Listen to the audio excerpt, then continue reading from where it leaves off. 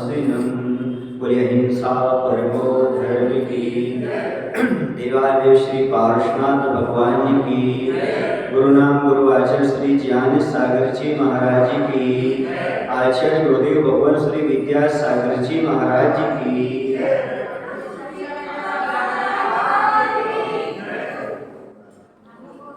आज हम कसाई के बारे में समझेंगे, जो प्रत्येक व्यक्ति करता तो है इस कसाई रूप परिणाम को, लेकिन उसके परिणाम नहीं समझता।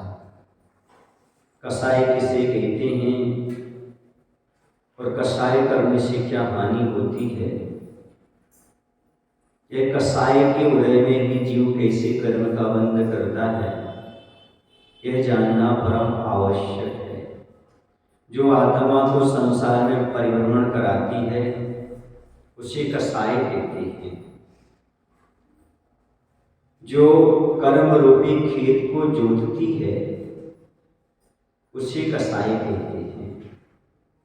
कर्म की खेती कराने वाली अर्थात निरंतर कर्म का बंध कराने वाली कसाई हुआ करती है, जिसके माध्यम से आत्मा की सम्यक्त और चारित्र गुण का घात हुआ करता है, उसे सम्यक्त कहते हैं। फिर बचा ही क्या, जो सम्यक्त और चारित्र दोनों का घात कर दे हो, फिर जीवन बचेगा ही क्या खोने के लिए, सब तो समाप्त हो जाता है। कसाई की आग जीवन के सारे गुणों को नष्ट कर दिया करती है, जला देती है। एक छोटी सी चिंगारी हुआ करती है, वो सारे जंगल को भस्म करने की क्षमता रखती है। ऐसी कसाई हमारे जप तप नियम आदि को नष्ट कर देती, भस्म कर देती है। ऐसी कसाई हुआ करती है। सम्यक्त गुण और चारित्र गुण का जो घात करे उसे कसाई कहते हैं। कसाई दो शब्दों से मिलकर के बना है, कस धन आय। कस का अर्थ है संसार, क्योंकि इसमें प्राणी अनेक दुखों के द्वारा कष्ट पाते हैं, और आय का अर्थ है लाभ, जिससे संसार का लाभ हो, अर्थात संसार में परिभ्रमण बना रहे, संसार कभी न छूटे। इसका अर्थ ही कसाई का अर्थ यही हुआ। इस प्रकार कसाई का अर्थ हुआ कि जिसके द्वारा संसार की प्राप्ति हो, अनंत संसार बढ़ता चला जाए, उसे कसाई कहते हैं। संसार बढ़ने का अर्थ क्या है, राग देश मोह बढ़ता जाए, दुख की परंपरा और बढ़ती चली जाए, दुख मिलता जाए, उसका नाम संसार है। आत्मा के भीतरी कलुष परिणामों को कसाई कहते हैं। इसके द्वारा जीव चारों गतियों में परिभ्रमण करता हुआ दुख प्राप्त करता है। कसाई जो होती है वो चुंबक के समान होती है, जिसके द्वारा कर्म रूपी लोहे चिपक करके चले आते हैं। कर्मों को निरंतर जो चिपकाती रहती है, आत्मा से बंद कराती रहती है, उसका नाम कसाई हुआ करता है। यह कसाई भव भव में भ्रमण कराती रहती, दुख देती रहती है। ये कसाई सच्चे देवशास्त्रों पर श्रद्धा नहीं होने देती। ये कसाई आदमी को चारित्र की ओर नहीं बढ़ने देती। चारित्र मोहिनी इसी का नाम है। जो कसाई चारित्र मोहिनी के लिए लेकर के आए, अर्थात चारित्र प्रकट ना होने दे, सम्यक प्रकट ना होने दे, उसी का नाम कसाई है। अब ये समझ लेते हैं हम कि कौन सी गति में जब जीव उत्पन्न होता है तो उस समय कौन सी कसाई होती है। ये भी समझ लेते हैं कि कौन सी गति में कौन सी कसाई की अधिक बहुलता पाई जाती है। तो नरक गति में उत्पन्न जीवों के प्रथम समय में क्रोध का उदय होता है। जन्म लेते ही प्रथम समय में क्रोध का उदय। मनुष्य गति में मान का उदय रहता है। त्रिंच गति में माया का उदय रहता है, मायाचारी का, और देवगति में लोभ का उदय रहता है। ये बात यहाँ पर आचार्य विषम महाराज के, यति विषम महाराज के अनुसार है।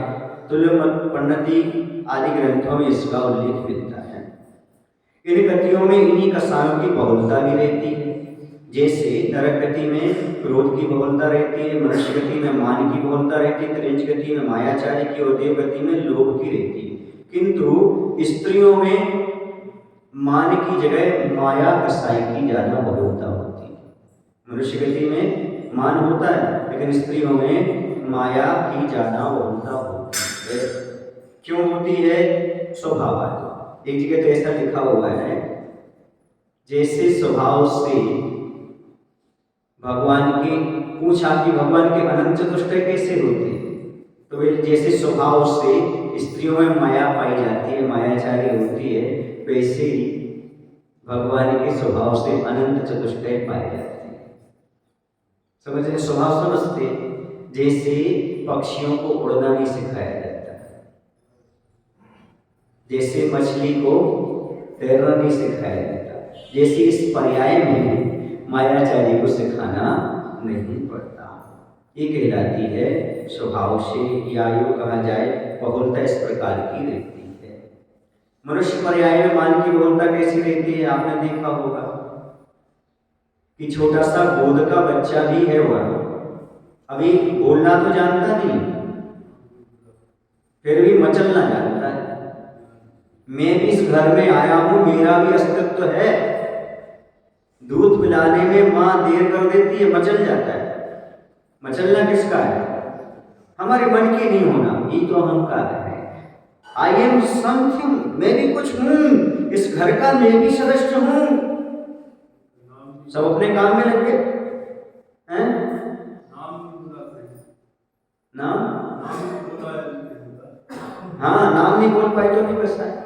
जहां देखो वहां पर कसाई। कसाई तो बड़े की बात कह रहा हूं, छोटे बच्चे की बात कह रहा हूं। पर एक बात ध्यान रखना पंडित जी, बचपन में नाम से बुलाया जाता है, बड़े होने पर तो काम से बुलाया जाता है। यदि आप में काम है, कुवत है, तो आपको बुलाया जाएगा। नाम अकेला नहीं, बचपन में अकेले नाम चलते, लेकिन बड़े होने के बाद नाम से नहीं बुलाते, काम से बुलाते हैं। आप काम करो, अपने आप बुलाया जाएगा। और अपने मात्र नाम से चाहते हो तो नाम नहीं, क्योंकि आदमी की नाम से नहीं काम से पहचान होती है। फिर पता नहीं आदमी को अपने नाम की इतनी चिंता क्यों होती है, जबकि आदमी की पहचान नाम से नहीं काम से होती। क्या करेंगे? मनुष्य पर्याय में मान कसाई की बहुलता है। वही छोटा सा गोद का पट्टा भी, छोटा सा बच्चा भी अभी बोलना नहीं जानता, मचलना जानता है। कुवत तो कुछ है नहीं, और गुस्सा आती, मां सीधा उसे उठाकर आंचल से लगाती है, दूध नहीं पीता, ऐसा करता है, और नाखूनों से आंचल को खरोचता है, पैर चलाता है, लात मारता है। फिर मां कहती, राजा बेटा, राजा बेटा, राजा बेटा, जो राजा बना उसको। तब जाकर के पट्टा क्या पीता है? दूध पीता है। ऐसी है मनुष्य पर्याय में मान कसाई की बहुलता। जब गोद के पट्टे की ऐसी दशा है, तो जो पट्टे को गोद में खिला रहा होगा, उस बब्बा की क्या दशा होगी? सोचो, उस आदमी की क्या दशा होगी? ये विचार करो कि मान कसाई की बहुलता है। और कहते जो मान कसाई को छोड़ करके भगवान के चरणों में आ जाता है, वह महान बन जाता है। परिछूटती कहानी मान कसाई, मनुष्य पर्याय में इसी की बहुलता है। एक जगह मैंने पढ़ा था, कहीं बिहार करते हुए स्कूल आदि में रुके थे, वहां पर एक कोटेशन लिखा हुआ था कि संसार में मात्र एक ही प्राणी है जो रोते हुए जन्म लेता है। आप समझ गए? रोते हुए जन्म लेता है, वो जीवन में शिकायतें करते हुए जीता है। उसे कुछ ना कुछ शिकायत रहेगी, मुझे माला नहीं पहनाई गई, मेरा सम्मान नहीं हुआ, घर में कोई पूछता नहीं है, मेरा अपमान हो गया, आदि आदि। कुछ शिकायत नहीं होगी उसको, तो अपने शरीर से शिकायत होगी। हमें सर्दी हो जाती है, बुखार हो जाता है, पेट में दर्द बना रहता है, कुछ ना कुछ शिकायत उसे बनी रहती है। तो जो जन्म लेते ही रोता है, जो शिकायत करते हुए जीवन भर जीता है और अंत में निराश होकर मर जाता है, उसका नाम है मनुष्य। मात्र 3 चीजें: रोते हुए जन्म लेना, और शिकायत करते हुए जीना और अंत में निराश होकर मर जाना। क्यों? क्योंकि जो शिकायत करता है, कसाई रखता है, वो कभी हंस के थोड़ी जाएगा दुनिया से, रो करके जाएगा। ये स्थिति मान कसाई की बहुलता पड़ी हुई है। ईमान कसाई कूट कूट करके हुई है। और ईमान कसाई निकल जाए तो अभी बेमान निकल जाए, तो ईमान कसाई निकल जाए तो बेईमान एक देवों में जन्म हो जाए। लेकिन ईमान कसाई निकलती का। मैं कई बार सोचता हूँ, बर्फ अपनी कठोरता छोड़ करके पानी होना चाहिए।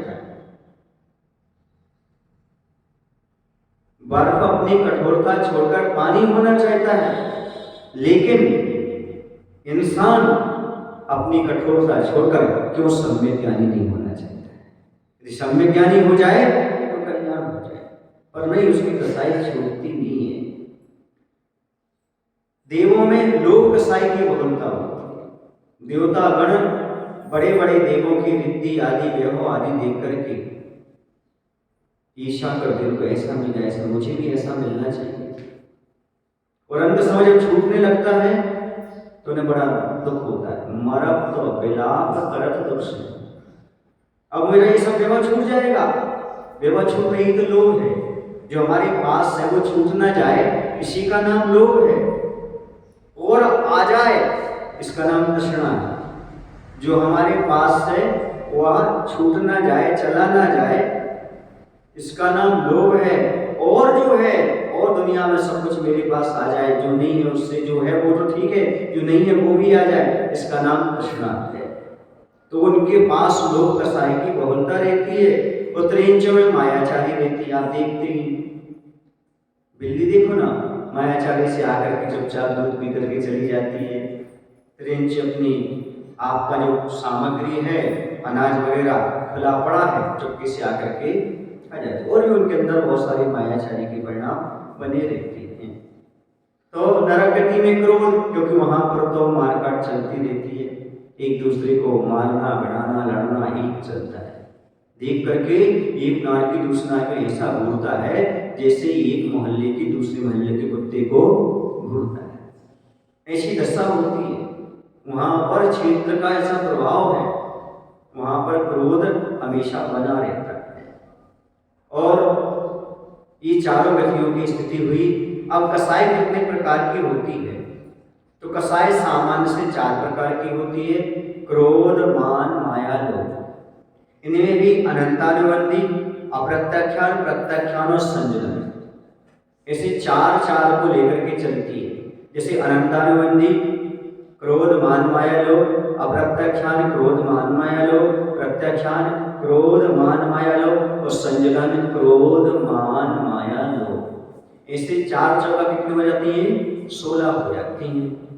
और अकसाई भी होती है 9, वो बाद में बताइए। अब अनंतानुबंधी कसाई किससे कहती से समझे। इसका नाम है अनंत और अनुबंध कराने वाली, अर्थात अनंत भाव का जो अनुबंध करा ले, यानी अनंत भाव में जो भटकाए, उसका नाम अनंतानुबंधी है।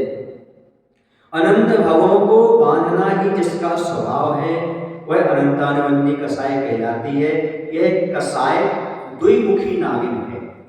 कैसी नागिन है? द्विमुखी नागिन है। इसके 2 मुख हैं, सम्यक्त को भी घातती है और चारित्र को भी घातती है।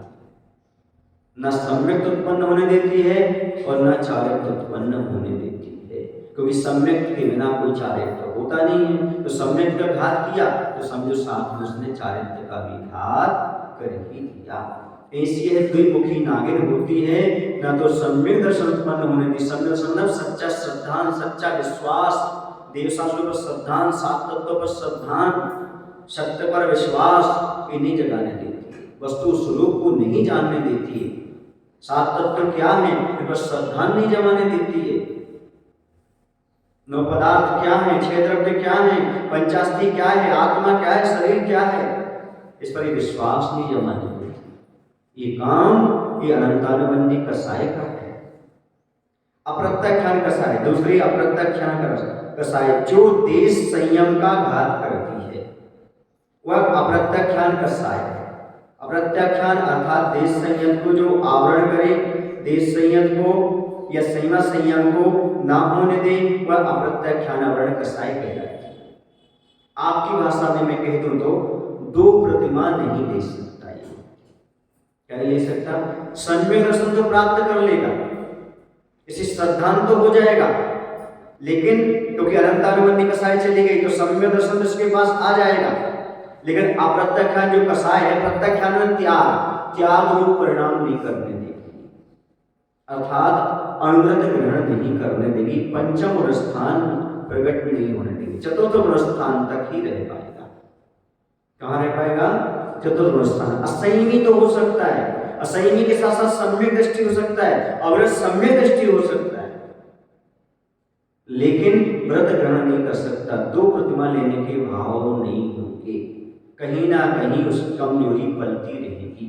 जैसे कुछ लोग कहते ना महाराज हम पिच्छी का ले सकते पर फलानी चीज नहीं त्याग कर सकते, कहीं ना कहीं कुछ ना कुछ लालच पल रहा है, कहीं ना कहीं कुछ ना कुछ चीज पल रही है, हाँ वो रोक रही है। और जब तक उसका क्षय उत्सव नहीं आएगा तब तक ऐसे परिणाम बने रहेंगे, और ये सब पुरुषार्थ पूर्वक होता है। तो ये अप्रत्याख्यान वाला क्या करेगा? देश संयम को ग्रहण नहीं कर पाएगा, ये निश्चित है। क्यों? क्योंकि वह देश संयम का, अनुव्रत का घात करने वाली हुआ करती है। फिर इसके बाद प्रत्याख्यानावरण कसाय किसे कहते हैं? जो सकल संयम का घात करती है, प्रत्याख्यानावरण कसाय। प्रत्याख्यानावरण अर्थात संयम को जो आवरण करे, संयम को ना होने दे, वह प्रत्याख्यानावरण कसाय कहलाती है। अनावरण, आवरण जो उसको ढक ले, आवरण कर ले माने ढक ले, तो इसका अर्थ ये है यह सकल संयम को नहीं, ये सम्यक दृष्टि हो सकता है, अनुवृत्ति हो सकता है, लेकिन मुनि नहीं बन सकता। यदि प्रत्याख्यानावरण कसाय का उदय चल रहा है तो वह मुनि नहीं बन सकता, अनुवृत्ति तो बन सकता है, अर्थात पंचम गुण स्थान तक चला जाएगा, दो प्रतिमाओं से लेकर के वह एलक क्षुल्लक तक बन जाएगा, आरिका के व्रत भी धारण कर लेगा, पर मुनि धर्म को स्वीकार नहीं कर पाएगा, मुनि धर्म को अंगीकार नहीं कर पाएगा, सकल संयमी नहीं हो पाएगा, क्योंकि उसके पास प्रत्याख्यानावरण का उदय। प्रत्याख्यान माने संयम, जो संयम को, त्याग को आवरण कर दे, उसका नाम है प्रत्याख्यानावरण कसाय। इसके उदय में, प्रत्याख्यानावरण कसाय के उदय में जीव सकल संयम को ग्रहण नहीं कर पाता, सकल संयम नहीं ले पाता, अर्थात मुनि व्रत ग्रहण नहीं कर पाता। कुछ लोग हैं जो मात्र अनुव्रत धारण करके रह रहे हैं, क्योंकि अभी उनका प्रत्याख्यानावरण कसाय का उदय चल रहा है, और प्रत्याख्यानावरण कसाय के उदय में सकल संयम उत्पन्न नहीं होता। तो जो सकल संयम को घात करता है उसका नाम क्या है? प्रत्याख्यानावरण कसाय, संजुलन कसाय। मंदतर उदय रहता ही, उसमें क्या बात है? क्योंकि आरिकाओं के पास पंचम गुण स्थान ही रहता है। आपके गुण स्थान में और उनके गुण स्थान में अंतर है, भले आप वृत्ति हैं पर लब्धि स्थान अलग अलग हुआ करते हैं, क्योंकि आरिकाओं की उस पर्याय की अंतिम व्यवस्था है, इससे आगे वह नहीं बढ़ सकती, इसलिए उनके लिए उपचार से महावृत्ति कहा जाता है, लेकिन गुणस्थान तो पंचम ही बनता है। संजुलन कसाय किसे कहते हैं? जिस कसाय के रहते सकल संयम तो होता है, किंतु यथाख्यात संयम प्रकट नहीं हो पाता, वह संजुलन कसाय कहलाती है। अब यहाँ पर सकल संयम अर्थात मुनि महाराज तो बन जाएंगे, लेकिन 11वें आदि गुण स्थान में नहीं पहुंचेंगे, क्योंकि वह यथाख्यात संयम वहीं पर होता है। यथाख्यात मतलब जैसे आत्मा का स्वरूप है उस स्वरूप को प्राप्त नहीं करेंगे, जिससे आप स्वरूपाचरण चारित्र कहते हैं।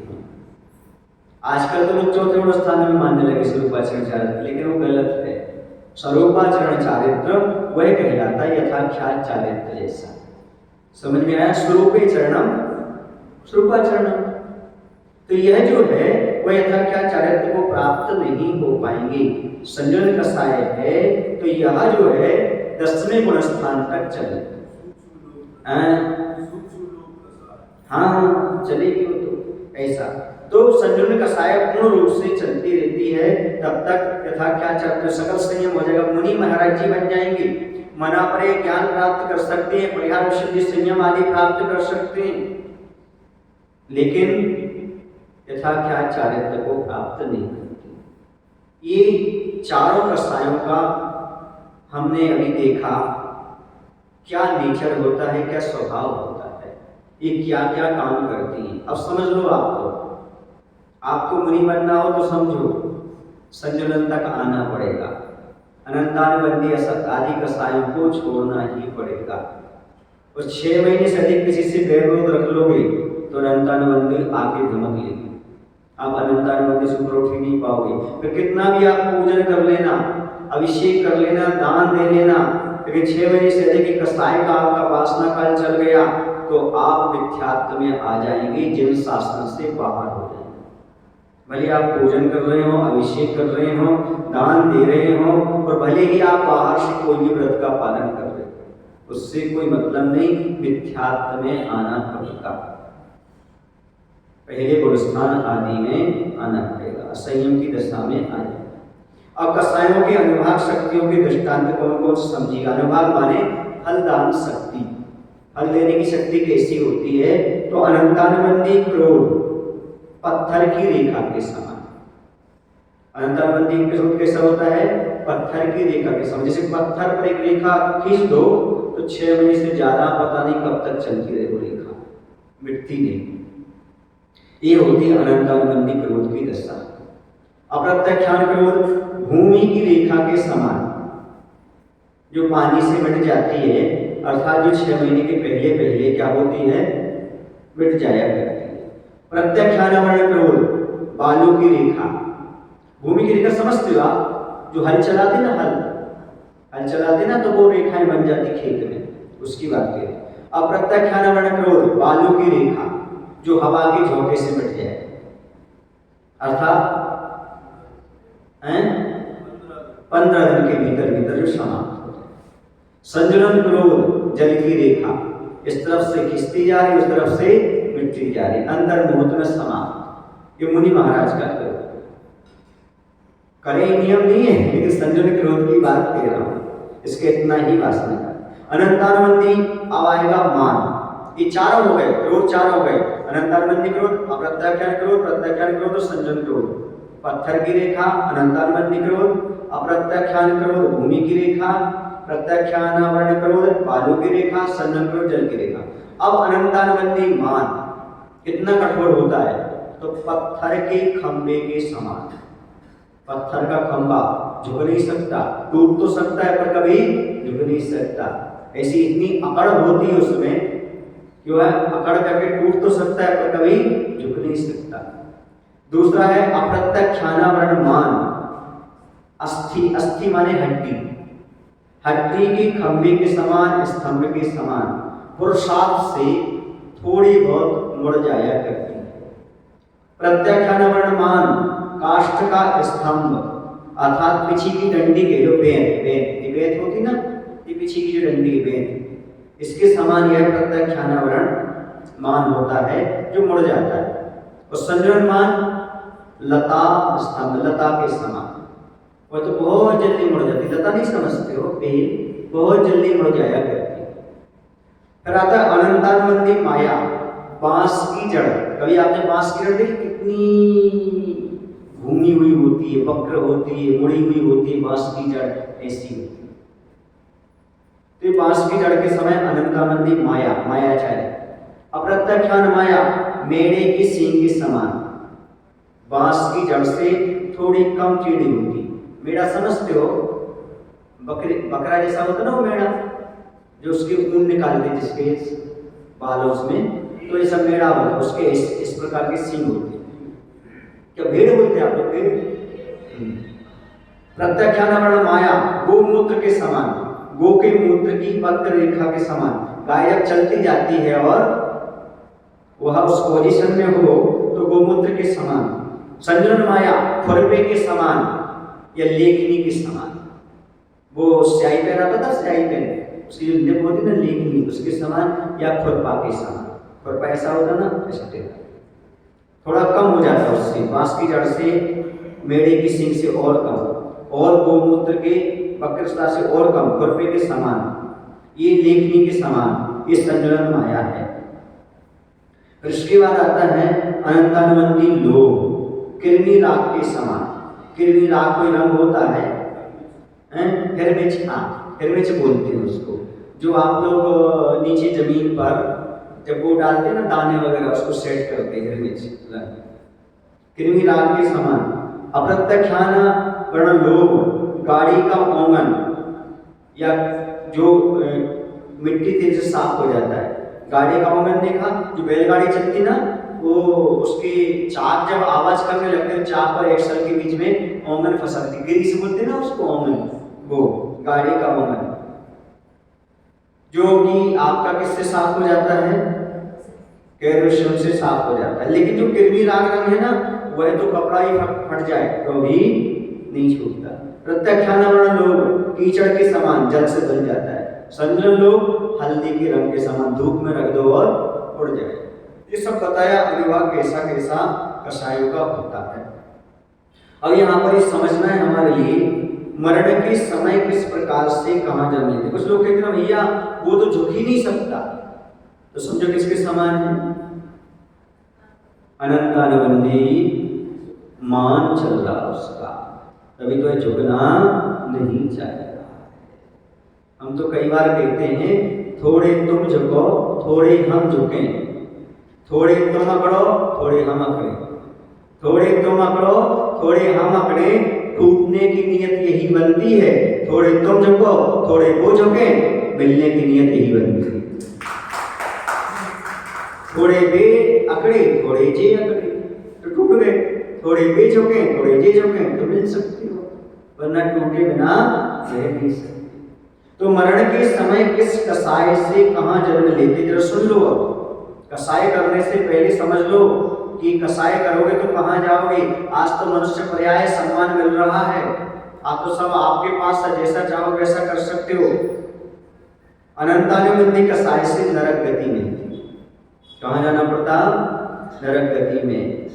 अप्रत्यक्षान वर्ण कसाय से त्रेंच गति, प्रत्यक्षान वर्ण कसाय से मनुष्य गति, और संजन कसाय से देवगति। सुने ना, ये मुख्यता को लेकर के कथन किया जा रहा है। इसलिए कहते जो वृत्ति हो जाते हैं उनका नियम से देवायु का आश्रय हुआ करता है। सुने आप लोग, इसलिए कसाय कम करने का प्रयास करिएगा, सदगति चाहते हो तो, क्योंकि कसाय दुर्गति का नाश, सदगति का नाश करती है और दुर्गति में निवास कराती है। इसलिए कसाय को कम करने का प्रयास करिएगा, क्योंकि जो भी धार्मिक अनुष्ठान किए जा रहे हैं वह सब कसायों को कम करने के लिए किए जा रहे हैं। और प्रायः होता ऐसा है कि व्यक्ति जो अनुष्ठान कसायों को कम करने के लिए किए जाते थे उसी में कसाय पैदा कर लेता है, कसाय बढ़ा लेता है। तो ऐसा हो गया, उस औषधि का सेवन इसलिए किया था कि रोग दूर हो जाए, और इतनी औषधि खा ली तो वही रोग के रूप में बन गई, अजीर्ण हो गया। कसायों का संस्कार काल कितना है, तो अनंतानुबंधी कसाय का संस्कार काल 6 माह से ज्यादा है। कितने माह से, 6 माह से अधिक है। और संख्या तो अनंत भाव तक चलता रहता है। समझ गए, जैसे उसने कमठ ने भाव तक अपनी कसाय को बनाए रखा और मरुभूति की जीव को कष्ट पहुंचाता रहा। ये है अनंतानुबंधी कसाय। 10 भाव तक जिसने बैर किया पीड़ाएं देकर मनमानी, पर हार मान कर स्वयं झुक गया फिर अभिमानी। फिर बाद में झुकना पड़ा, क्योंकि भैया किसी का मान नहीं रहा, न रावण का, न कंस का, न कमठ का, किसी का नहीं रहा, सब चले गए। चाहे कौरव हो चाहे कोई भी हो, सबको जाना पड़ा, कोई सृष्टि पर नहीं रहा। क्योंकि कहते किसने लिखा है, हमें याद आ रहा है, ना राजाओं की शान रही, ना राजाओं का राज्य रहा, ना सुल्तानों की शान। ना राजाओं का राज्य रहा, ना सुल्तानों की शान, मिट्टी में ही मिल जाएगा एक दिन मिट्टी का इंसान। मिट्टी के ऊपर पैदा हुए, मिट्टी के नीचे दब गए मरने के बाद। तो क्या किया तुमने? मिट्टी यहां मिली थी, मिट्टी में मिला करके खा ली जा रहे। इतना अभिमान किस चीज का? जरा सोचो। 2 गज जमीन तेरी, कुछ भी नहीं है तेरा, ये भी मिल जाए कोई नहीं जरूरी। जलाने के लिए कितनी चाहिए बोलो ना? चाहे इंसान कहीं भी अपना मकान बना ले, चाहे वह गांव में चाहे शहर में बना ले, पर अंतिम शहर घर तो उसका मरघट ही होगा। कहते हैं बड़ा अच्छा लगता है ये सुनसान, क्योंकि यहाँ गरीब और अमीर दोनों हो जाते हैं समान, दोनों को उतनी जगह मिलती है, दोनों को वैसे ही जलाया जाता है। इसलिए कहता हूं सत्य को जानने के लिए ना जापान जाइए, ना पाकिस्तान जाइए, ना हिंदुस्तान रह जाइए। यदि आपके लिए सत्य को जानना है तो कहीं शमशान जाइए, कहीं कब्रिस्तान जाइए, लाखों दफन हो गए, अपनी आंखों से देख करके आए। ये स्थिति है, फिर पता नहीं कितना अनंत भाव तक पैर बांध करके रखता है। तो अनंतानुबंधी कसाय का संस्कार 6 महीने से अधिक अनंत भाव तक, अप्रत्यक्षानावरण कसाय का संस्कार 6 माह तक। 6 माह के पहले उसका संबोधन हो जाएगा। जिसे नारायण का शरीर लेकर के बलभद्र घूमते रहे, लेकिन उन्हें निमित्त मिल गया और निमित्त के माध्यम से 6 महीने से पहले उन्होंने उसको शरीर को छोड़ दिया। अप्रत्यक्षान आता, प्रत्यक्षान का संस्कार काल एक पक्ष अर्थात 15 दिन। 15 दिन के पहले सब कुछ शांति विधान हो जाना चाहिए। तो घर में वृत्ति आदि रहती है, शायद आपको तो पता ही नहीं होगा कि आपके यहाँ 13वें दिन सब कुछ क्यों हो जाता है। किसी का मरण होता है, जैसे किसी का जन्म हुआ तो कितने दिन में समाप्त कर लेते हैं? 10 दिन में। और किसी के यहाँ मरण होता है तो 12 दिन तक उनकी सूतक चलती है। 13वें दिन शांति विधान करके सब शुद्धि हो जाएगा व्यक्ति। क्यों? क्योंकि घर में वृत्ति आदि रह सकती है। ज्यादा रोना धोना नहीं, ज्यादा विकल्प नहीं, राग द्वेष नहीं, कसाय नहीं। आप क्यों? क्योंकि 15 दिन के भीतर समाप्त करना है। वृत्ति हो सकते हैं, देश वृत्ति हो सकते हैं, अनुवृत्ति हो सकते हैं, प्रतिमाधारी हो सकते हैं। अब इसके आगे कोई रोना धोना नहीं। इसलिए 15 दिन के भीतर समझ रहे आप लोग किसका? प्रत्याख्यानावरण का कसाय का संस्कार काल। संजनन का संस्कार अंतर्मुहूर्त। कितना काल है? अंतर्मुहूर्त। 48 मिनट के भीतर मुनि महाराज को सारी बातें भूलना पड़ती हैं। समझ गए ना? क्योंकि गुणस्थान बचाना है, गुणस्थान का रूप महीना है। कुछ लोग कहते हैं महाराज आप लोग गुस्सा होते हो तो पता ही नहीं पड़ता कब खुश हो जाते हो। लगते नहीं कि आप गुस्सा हो। भैया हम आप पर दया नहीं करते, खुद पर दया करते हैं। यदि ज्यादा गुस्सा रहेंगे तो फिर क्या हो जाएगा? बोलो ना, गुणस्थान कर जाएगा। महाराज पर ऐसा चेहरा बना करके रहना तो वो कसाय नहीं, वो अनुशासन है। थोड़ा डांटना तो पड़ता है। कसाय अलग चीज और अनुशासन अलग चीज है। तो महाराज अपने मन में कुछ भी नहीं रखते। अंतर्मुहूर्त क्या है? एक पल भी अंतर्मुहूर्त है, एक क्षण भी अंतर्मुहूर्त है। यहाँ से रेखा खींची जा रही जल पर और वहां से समाप्त होती चली जा रही। यहाँ पर क्रोध दिखाते जा रहे और वहां पर चेहरे पर मुस्कान आती चली जा रही है। अब क्रोध कसाय किसे कहते हैं इसे समझिए। क्रोध किसे कहते हैं? कोई बताएगा क्रोध किसे कहते हैं? बताओ किसे कहते हैं ये क्रोध? अभी आप बोल दोगे कि गुस्सा का नाम क्रोध है, पर ये तो पर्यायवाची हो गया। कितने लोग क्रोध करते हैं? हाथ ऊपर करना, क्या करना, सभी करते हैं। पर करते तो हो, पर कहते किसे ही नहीं जानते। जो व्यक्ति ये जानने लगे कि क्रोध कहते किसे हैं, वो आधा क्रोध करना तो बंद ही कर दे। और समझो तो क्रोध कहते किसे? प्रतिकूल परिस्थितियों में आने वाले आवेग का नाम क्रोध। ये आपको नहीं मिली कहीं परिभाषा। कौन सी परिभाषा? प्रतिकूल परिस्थितियों में आने वाले आवेग का नाम क्रोध है। अनुकूल में कभी नहीं आता आपका क्रोध। कब आएगा?